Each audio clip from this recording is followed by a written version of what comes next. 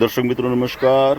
વાંકાનેર તાલુકાના કોટડા નાયાણી ખાતે ગઈકાલે એક સીએનજી રિક્ષા પલટી ખાઈ જતા જે નદીની અંદરમાં બાપ અને દીકરો જે છે સિરાજ ખમીશા સંધી ઉંમર વર્ષ 37 અને કાસિમ સિરાજભાઈ સંધી ઉંમર વર્ષ 6 બંને આ જે નદીની અંદરમાં તણાઈ જતા બંનેના મૃત્યુ થયા છે। એમાં સિરાજ ખમીશાભાઈ સંધીની 37 વર્ષ એની ગઈકાલે એમની ડેડ બોડી મળી ગઈ છે અને કાશિમ સિરાજભાઈ સંધી આજે 4 વાગ્યાની આળેગાળે એમની ડેડ બોડી મળી છે અને વાંકાનેર સરકારી હોસ્પિટલે એમને લાવવામાં આવેલ છે। અને તમે આ જે નદી જોઈ શકો છો એની અંદરમાં બેઠો કોઝવે જે છે એને ખરેખર બનાવવો જોઈએ। એના માટે થઈને પણ ગામના લોકો અને એમના જે અગ્રણીઓ જે છે એમને પણ આજે માંગણી કરી છે કે ખરેખર આ જે આવડી મોટી નદી છે તો એની અંદરમાં મોટો કોઝવે બનાવ બન્યો છે। એના વિશે શું તમારું નામ છે? અશરફભાઈ। અશરફભાઈ, આ તમારે બે ગુજરી ગઈ, શું થાય તમારે? મારો ભાઈ થાય ને એમનો ભાઈનો છોકરો ભત્રી ગયો। હા, આ કેવી રીતે બનાવ બન્યો એના વિશે જરા કહેશો? દાદીમાં ગુજરી ગયા હતા ને એમના અહીંયા મૈયતમાં આવતા હતા ને એકદમ ક્યાં ગામ ગુજરી ગયા હતા? અડાળા। પછી દફન વિધિ કરવા અમે કોટડા જતા હતા અને એમને એકદમ પુલ આવતા રિક્ષા લઈને જતા એકદમ પુલ આવતા રિક્ષા ખેંચાઈ ગઈ। એટલે અમને કઈ નદી કઈ કોટડા નાયાણી અમારી હે એટલે કેદી બનાવ બન્યો તો? પરમ દિવસે। એટલે તમારા ભાઈની ડેડ બોડી ક્યારે? કાલે મળી અને અત્યારે આ તમારા ભત્રીજાને મળી ક્યારે મળી? આજે અત્યારે હમણાં 4, 4:30, 5 કોણે ગઈ હતી? રેપરી વાળાની બધા હતા એમને। હે એમની પણ આટલું બધું પાણી ના આતે હોય છે તો એવડું બધું તો એના ઉપર કોઈ બ્રિજ કે કંઈક એવું હોવું જોઈએ કે નહીં કે આ બધું બેઠો પુલ જે છે તો એના માટે કઈ ભાઈ તમે શું ત્યાંના શું સભ્ય છો? શું તમે?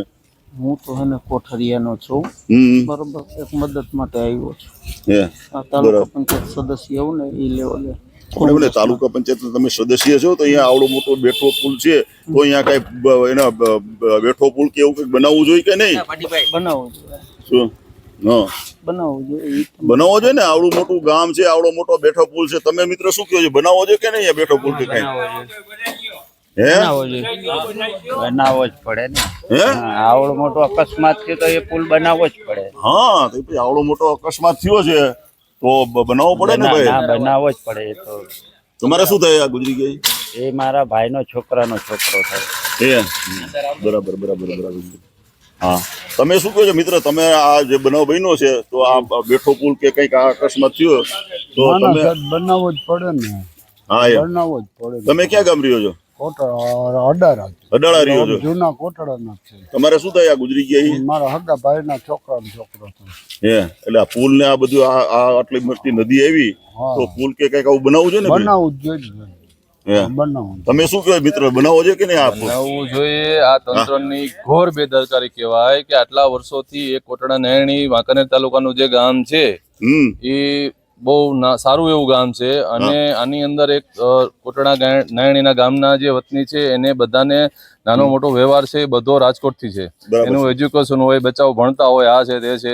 હવે હરેક ચોમાસામાં 3 દાયકાથી અમે લોકો હેરાન થાય છે। બરાબર છે, બરોબર। આ નદીની અંદર પુલ કોઈ તંત્ર ધ્યાન નથી આપતું। હવે ગામ લોકો બિચારા જે પુલ બનાવ્યો છે તેની પાસે કોઈ ડિગ્રી ના હોય કેવી રીતના પુલ બનાવવો એટલે એ લોકોએ બનાવ્યો છે અને આજે જે બનાવ બન્યો છે એ એક માત્ર ને માત્ર એક પરિવારનો અંદર જે કમાવ જે એના બાલ બચ્ચા છે એનું આખું મોપ છીનવાઈ ગયો છે, એની માથે આ ફાઇટો છે। તો આનું કોણ જવાબદાર છે?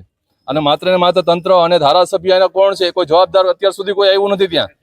તો ધારાસભ્ય જે પણ હોય આના વાંકાનેર તાલુકાના જે પણ ધારાસભ્ય છે એને હાજર અત્યારે આ પોઝિશનમાં આવી અને એની પાસે કાંઈ ન હોય તો આશ્વાસન તો આપી શકે ને।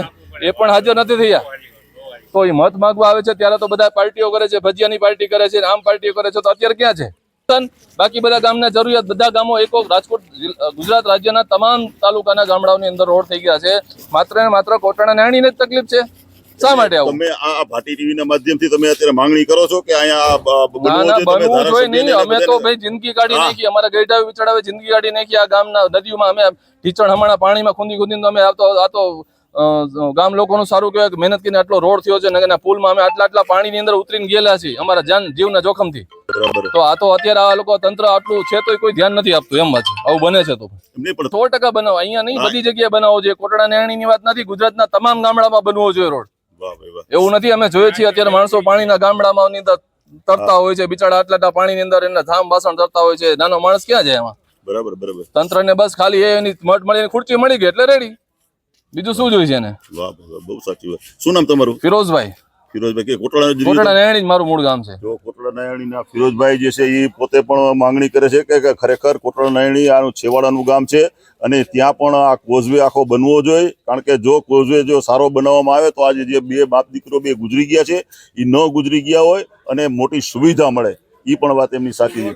જો આ તમે બતાવો જરા, બતાવો જો એમના પરિજનો બધા જો આવ્યા છે બધા, અને અત્યારે ડેડ બોડી આ એમના જે ભાઈ જે છે એનો બાળક એની ડેડ બોડી પણ અત્યારે છે. અમે મારું નામ ફારૂક કડીવાર. બનાવવો જ જોવે. હા, એમ. હું કઈ ના નથી કેતો. હા તો પછી એમાં એવું હોય ભાટી કાકા, અત્યારે અમે એને બરાબર મદદ માટે આવ્યા છે. આપણે મદદ, આ મોટી મદદ છે ભાઈ, આ આજની મદદ નથી, હાલ તમે કાયમી એની મદદની જરૂર છે ભાઈ બધાને. પછી એને આપણે વિસ્તારવા એને આ બરાબર જે ના. પ્રશ્ન હે એ ઉપાડશું. હા Ready? ભાઈ ઉપાડવો જ ના જોઈએ ના, ને ભાઈ ઉપાડવાના જ તમે. હોય તે અને પછી? બનવા જ જોવે. જઈ પછી આજે બે દિવસથી આ તમારે જો આજે જઈ બનાવવો જ જોઈએ તમારે. પણ આજ 2 દિવસથી બનાવ બન્યો છે સાહેબ. કોઈ પૂછવા આવ્યું નથી કે ભાઈ તમને શું તકલીફ છે, શું થયું છે. આ વાંકાનેર તાલુકામાંથી કોઈ કરતા કોઈ આવ્યું નથી. અમારા ગામના સરપંચ, અમારા ગામના ઉપસરપંચ, ઈ બધા મદદગારમાં બધા રહ્યા હતા. આખું ગામ મદદગારમાં હતું. કાલે તમે જોવો તો નદીએ આખું ગામ ઊભું હતું. બીજા કોઈ પૂછવા તાલુકામાંથી જેમાંથી કોઈ પૂછવા આવ્યું નથી કે ભાઈ શું આવી તકલીફ બની તો આપણે જાય કે આ કે તે, કોઈ કરતા કોઈ આવ્યું નથી. જો આ માનવતા મેકી દીધી છે. આમ આપણે મત લેવા માટે બધા જતા હોય છે, પણ ખરેખર આવડો મોટો બનાવ બન્યો છે તો વાંકાનેર તાલુકાના કોઈ અગ્રણી પૂછવા માટે પણ આજે નથી ગયા. ના નથી આવ્યા ને. હા, હું એનો હગો કાકો જ બોલું છું. જો એમને સગા કક્ષ મારો ભાઈ તો ગુજરી ગયો છે, તો હવે એ બધી જવાબદારી તો મારી જ હોય. શું નામ તમારું? પોપટભાઈ. જો પોપટભાઈ, જે પોપટભાઈ કેવા? પોપટભાઈ બધુભાઈ કાતિહાર. જો આજે એ પણ વેદના ઠાલવે છે. ખરેખર આ તમે જોઈ શકો છો કે ખરેખર આવડો મોટો બનાવ બન્યો છે તો તાલુકામાંથી પણ કોઈ આગેવાન આવીને એમને આશ્વાસન કે દિલાસો પણ આપવા કોઈ આવ્યું નથી એમ.